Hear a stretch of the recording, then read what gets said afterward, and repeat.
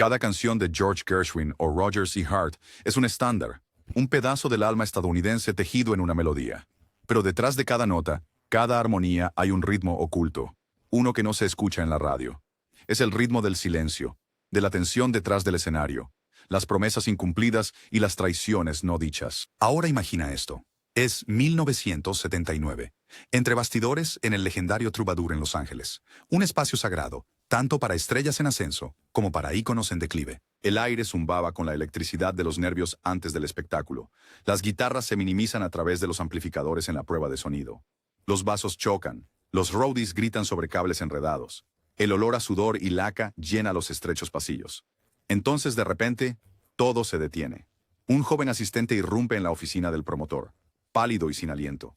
«Se ha ido», dice, sin preguntas, sin discusiones, solo una mirada al cartel, y Linda Ronstadt salió sin decir una palabra. ¿Qué pudo haber hecho que la reina del rock y country desapareciera como un fantasma? No fue el público, no fue el lugar, era un nombre, un solo nombre impreso en la lista de actuaciones, un fantasma de su pasado. Y con eso, Linda dejó atrás más que un camerino. Dejó atrás años de tranquila, comedida dignidad. Y ahora, décadas después, ese silencio se está rompiendo. En esta rara y cruda exposición, Linda Ronstadt abre la puerta a un cuarto cerrado de su pasado. Estos son los 9 artistas que nunca perdonó. Hombres que lastimaron su orgullo, manipularon su amabilidad y revelaron el lado más oscuro del negocio de la música. No son disputas insignificantes o berrinches de diva. Son heridas más profundas escondidas detrás de sonrisas corteses y discos de platino. Don Henley, el tranquilo baterista que superó su gratitud. Antes de convertirse en la voz de Hotel California, Don Henley era simplemente el chico detrás de la batería de Linda. A principios de los años 70, Ronstadt no era solo una estrella en ascenso. Era un cohete. Sus espectáculos estaban llenos, sus álbumes se vendían rápido, y tenía la reputación de detectar talento en bruto. Henley era simplemente eso. Ella le dio su inicio, un lugar en su banda, y el foco del escenario que nunca olvidaría. Pero el éxito cambia a las personas. Para 1975, The Eagles habían despegado. Henley ya no era el baterista de apoyo, era un acto principal.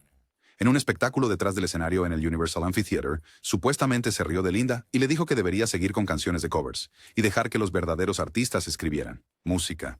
No fue solo arrogante, fue una bofetada a todo por lo que ella había luchado. Cada letra, cada gira, cada pizca de arte. Esa noche, ella revocó su pase de gira, no por despecho, sino por principio. Susurros en la industria hablaban del creciente ego de Henley, sus berrinches tras bambalinas, alimentados por el exceso, y su desprecio por las personas que lo ayudaron. Más tarde, Linda lo llamó un escalador. Brillante, pero alguien que perdió su alma persiguiendo la fama. La traición no estaba en su éxito, estaba en su amnesia. Olvidó quién creyó en él primero. Jim Morrison, el príncipe borracho que convirtió un momento en un circo. El Sunset Strip, a finales de los años 60, era un polvorín de sonido y pecado. Y en medio de todo, estaba Linda, joven, talentosa y trabajando el doble para ganar la mitad del respeto. Una noche de 1968, en una fiesta privada después del concierto cerca de Whiskey a Go Go, su camino se cruzó con la carta más impredecible del rock, Jim Morrison. Ya estaba entonado, camisa medio abierta. Morrison la vio entre la multitud e hizo algo que nadie esperaba. La subió al escenario, sin advertencia, sin señal, solo ego. Y, impulso, se inclinó para un beso. Ella se apartó. Él tropezó, tiró su soporte de micrófono y casi derribó todo el equipo. La sala se congeló. No fue romántico, no fue espontáneo, fue humillante. El momento no fue filmado, pero resonó durante años, en susurros y entrevistas de radio. Más tarde, Morrison reafirmó su opinión. Tú sí, pero sin caracterizarse al aire. La etiquetó como olvidable.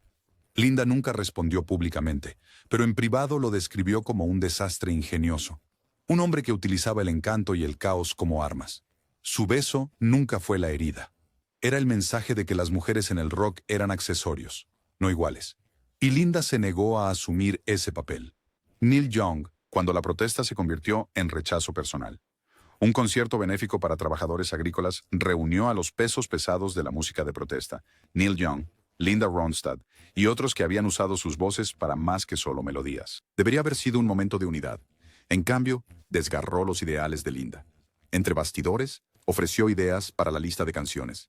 Canciones arraigado en mensaje y melodía. Neil los rechazó a todos. Llamó a su sonido demasiado comercial, frío, fabricado. Más tarde, le dijo a los periodistas que ella no estaba hecha para la música de protesta. Salió del lugar llorando. Esto no fue una crítica, fue un asesinato de carácter. Linda, quien había arriesgado a alienar a los fans y a los ejecutivos de la industria al apoyar la causa, acababa de ser desacreditada por uno de sus íconos. Les dijo a sus amigos que se sintió como si alguien a quien una vez pensó que tenía corazón la llamara vacía. Después de esa noche, nunca volvieron a compartir el escenario. Frank Zappa, el genio que se volvió cruel. Frank Zappa era el científico loco del rock. Salvaje, brillante, imposible de predecir. Linda lo admiraba. Quería grabar una de sus canciones. Debería haber sido mágico. En cambio, se convirtió en humillación.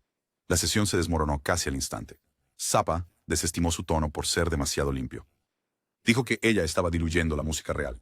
A mitad del ensayo, detuvo a la banda. Sonrió con burla y dijo: «Esto es lo que pasa cuando le das música real a una cantante pop».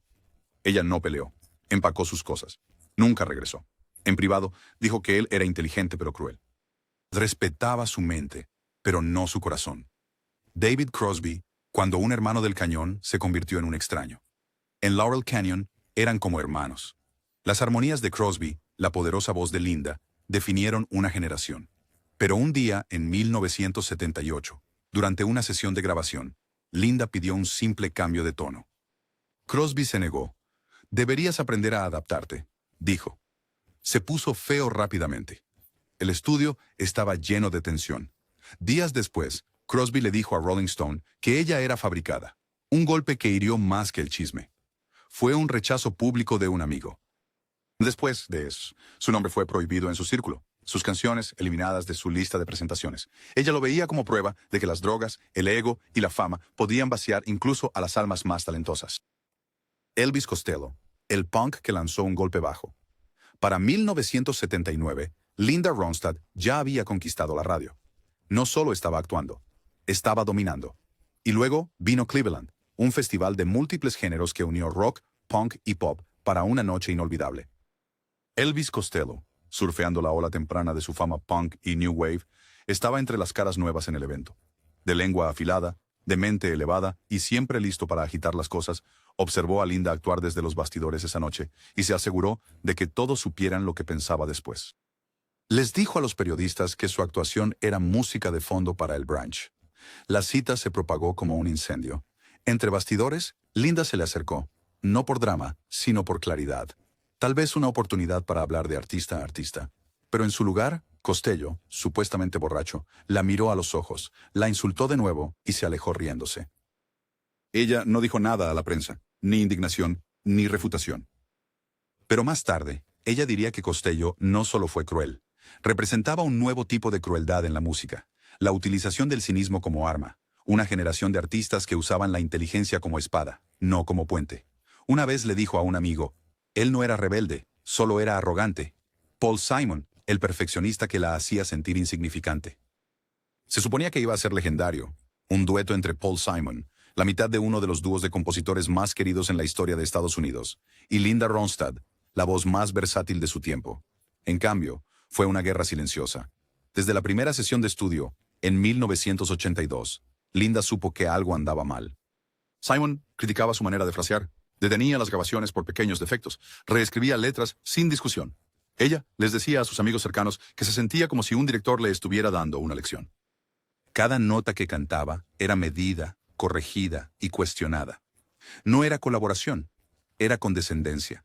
La pista nunca se lanzó, ni siquiera se terminó. Las sesiones quedaron enterradas bajo capas de incomodidad y tensión creativa. Linda se fue con más que un ego herido. Se fue con una promesa. Nunca más. En años posteriores, ella describió a Simon como brillante, pero profundamente controlador. No tenía miedo de la crítica, pero no podía soportar sentirse menos que igual. Stevie Nicks, la hermandad que se fracturó en el escenario. Hubo un tiempo en que Linda y Stevie Nicks eran la encarnación del poder femenino en el rock. Sus voces, una suave y otra rasposa, se complementaban como el crepúsculo y el amanecer. Los fans soñaban con giras, álbumes, duetos. Y por un tiempo, ese sueño parecía real. En 1981, emprendieron una breve gira conjunta. 2 íconos, un escenario. Pero detrás del telón, las cosas empezaron a fracturarse. Ronstadt, siempre la intérprete meticulosa, valoraba el ensayo, la estructura y la preparación. Stevie, en su mejor momento, impulsado por la cocaína, era una criatura de ánimo y mística, a menudo llegando tarde, ocasionalmente no llegando en absoluto.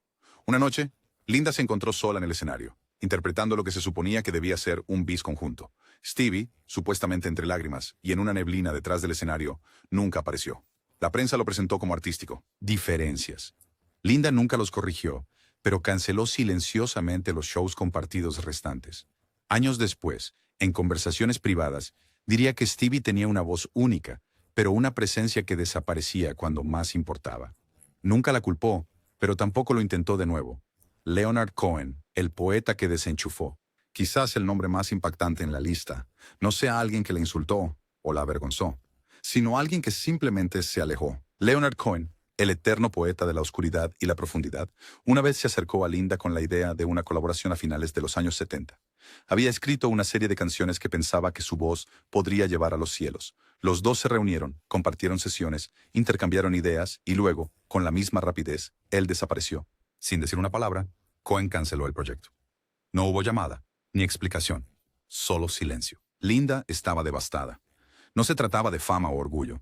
Se trataba de la química artística en la que creía. Le dijo a un amigo en ese momento, su silencio decía más que sus canciones. La herida no fue dramática, pero fue profunda. Ella lo había admirado, respetado, y luego se sintió abandonada sin previo aviso. Cohen, cuando se le preguntó más tarde, solo dijo que no era el momento adecuado. Para Linda, fue otro recordatorio de que en la música, incluso la poesía podía traicionarte. Durante años, Linda Ronstadt nunca contó estas historias. No porque carecieran de peso, sino porque creía en dejar que la música hablase más fuerte que el ego. Pero el silencio también tiene su límite. Y ahora, estos 9 nombres, que una vez fueron amigos, colaboradores, héroes, son cicatrices detrás del foco. Esto no es venganza, es reflexión. Porque por cada nota que se eleva, hubo un momento de dolor. Por cada disco exitoso, una noche de desamor. Y por cada ovación, un recuerdo que no llegó al escenario. Linda Ronstadt nunca necesitó gritar. No tenía que hacerlo. Su voz llevaba el poder de 1000 verdades. Pero ahora, finalmente, está rompiendo el silencio. Y al hacerlo, nos recuerda a todos que la gracia no es debilidad, es supervivencia. ¿Qué traición te impactó más? ¿Estuvo Linda acertada al guardar silencio todos estos años? ¿O debieron haber salido a la luz estas historias antes? Comenta abajo y que comience la conversación.